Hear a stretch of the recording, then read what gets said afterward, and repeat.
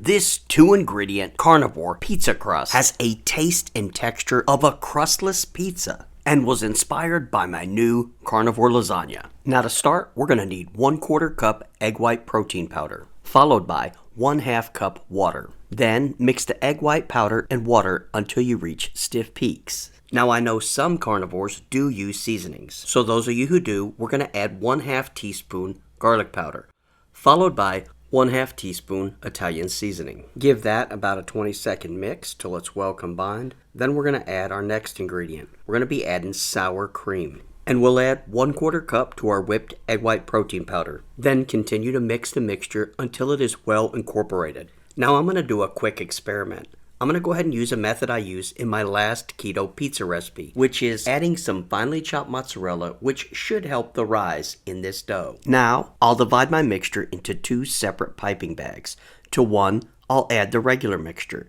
To the other, I'll add the shredded cheese. Now, cut a 1-inch hole in your piping bag. Then, pipe out your desired size pizza crust. And I decided to make mini pizzas, which are actually great for meal prep. And if you're wondering, these pizza crusts freeze perfectly.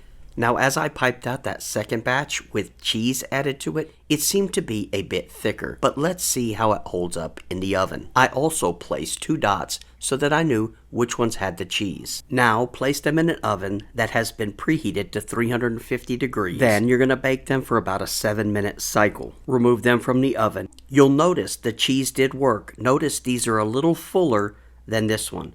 See how these are a bit flatter? But is the texture better? Let's top them and find out. Now you want to get these flipped and be very careful when flipping them. Use your spatula to gently lift one of the corners, then gently remove it from the parchment paper. And as you can see here, this is a soft, airy crust. Now if adding any sauce, make sure to place your cheese down first. By doing this, it will help prevent a soggy crust. Now add your choice of toppings and a little extra cheese if you're like me.